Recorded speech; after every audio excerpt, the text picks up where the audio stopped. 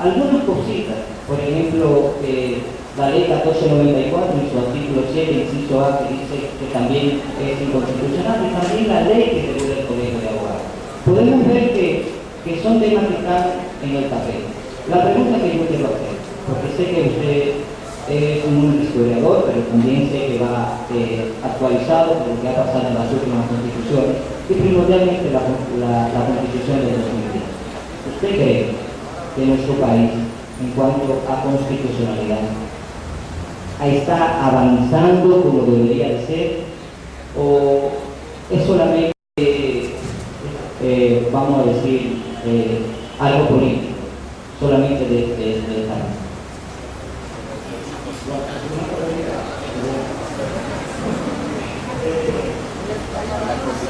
Para mí, la actual constitución es muy grande, muy larga, dispone de demasiadas cosas, deja poco a la tarea, establece organismos teóricamente bonitos, teóricamente importantes, pero que no sabemos cómo van a funcionar. Por ejemplo, me quiero que también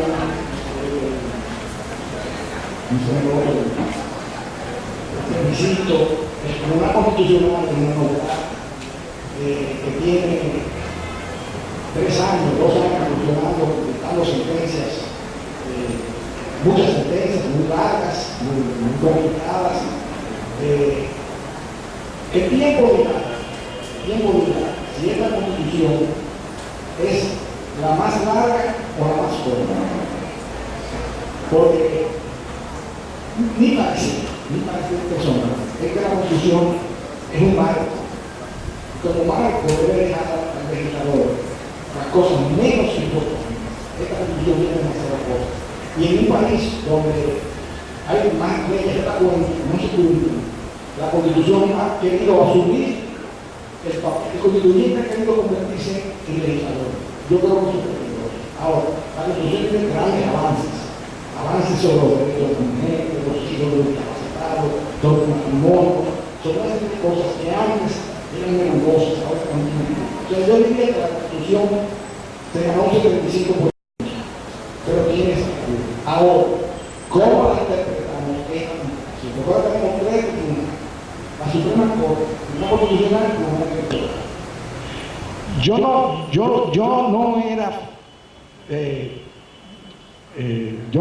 Yo no aprobaba la creación del Tribunal Constitucional. Yo creía que debía haber una sala constitucional en la Suprema Corte, pero no fue así. Entonces tenemos un Tribunal Constitucional que está por encima de la Suprema Corte. Entonces tenemos tribunales como que pueden pelear entre sí, creando un caos constitucional.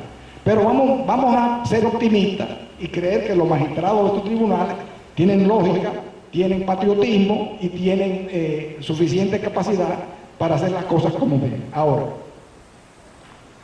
la sentencia famosa sobre la nacionalidad dominicana ha creado muchas ronchas. Yo veo que tiene sus partes buenas, pero objeto el asunto de la irretroactividad. Yo creo que si yo obtuve un derecho, si yo te compré eso a ti, cuando estaba permitido comprar papel, y dictan una constitución, una ley, una Suprema Corte, un tribunal que dice que ya no se puede comprar papel, me van a romper este papel. Porque cuando yo lo compré, estaba permitido. Entonces es el aspecto de irretroactividad que a mí no me gusta. Pero ha tenido la virtud de que ha creado la conciencia sobre el problema de la inmigración, que la vamos a resolver tranquilamente, con despacio, con ayuda de los organismos internacionales, pero nosotros mismos, para resolver un grave problema que tenemos con el caos migratorio que los dominicanos los mismos hemos creado, porque no somos nosotros que han creado el caos, somos nosotros que hemos permitido que se llegue a este punto. O sea, nosotros creamos el problema, tenemos que resolverlo nosotros, no otros.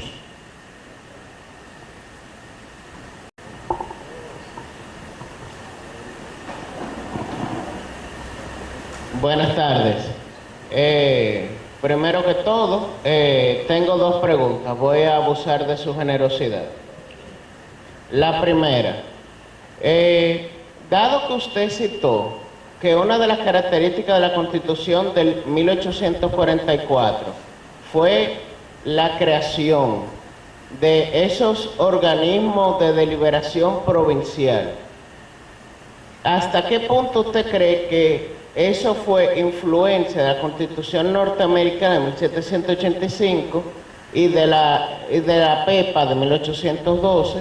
Porque ambos establecen, uno, un régimen federado por completo y uno que ha concluido en algo semifederal, que es el régimen autonómico. Esa es la primera pregunta. La segunda pregunta. En 1844 todos sabemos que el sector político principal era el conservador. Son Tomás Bobadilla, un Caminero, un Santana, un Báez.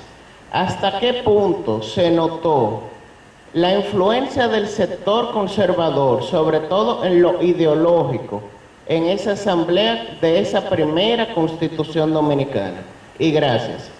Bueno, primeramente, déjame decirte, repíteme la primera pregunta. La primera pregunta fue... Ok.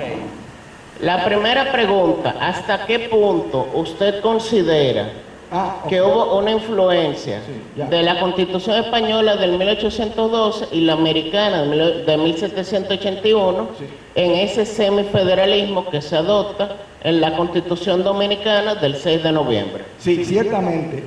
La influencia fue más bien de la norteamericana, pero que Estados Unidos, por su extensión territorial y por la situación de aquel entonces, de las distancias, que no había comunicaciones fáciles, era lógico. Además, Estados Unidos se forma de 13 antiguas colonias que eran cada una independiente de sí. Entonces, 13 colonias se convierten en 13 estados de una federación.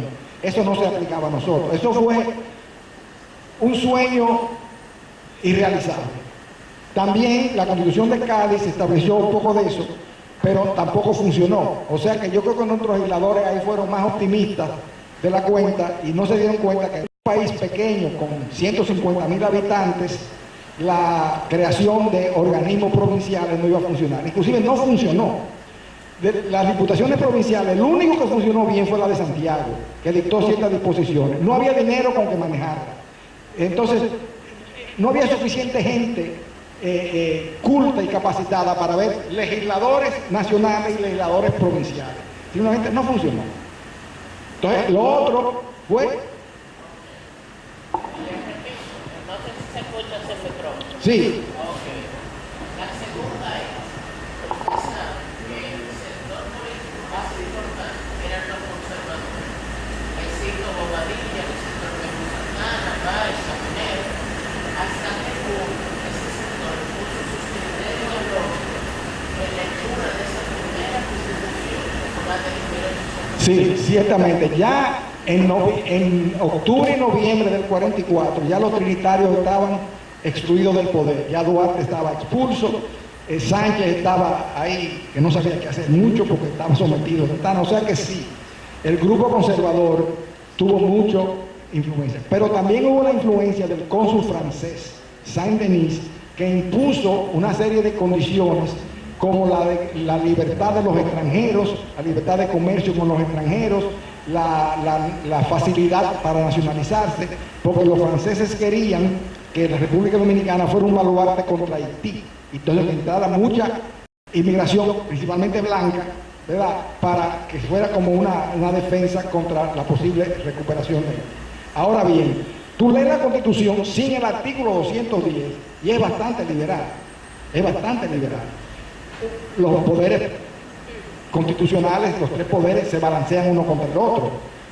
El sistema electoral, con todo lo que yo impliqué, que no era universal, era lo de la época.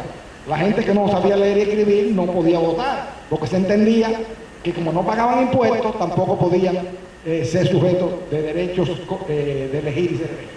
Pero, repito, quitando el 210, la Constitución era bastante liberal para la época y para los que la redactaron.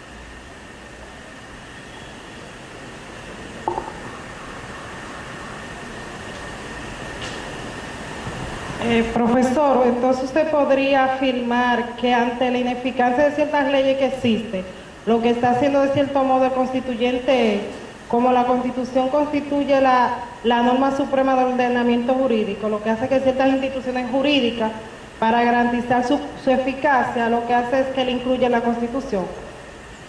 Respecto a la afirmación que usted hizo anteriormente. Fíjate, el sistema constitucional actual es bastante avanzado en papel. Lo que pasa es que aplicarlo nos toca a nosotros, que no estamos tan versados constitucionalmente. Como yo dije ahorita, hasta el otro día, la Constitución nadie le hacía caso. Yo estudié Derecho Constitucional, hermoso, bonito, en la era de Trujillo lo estudié. Pero de ahí para adelante, nada. Yo vine a tener el primer caso constitucional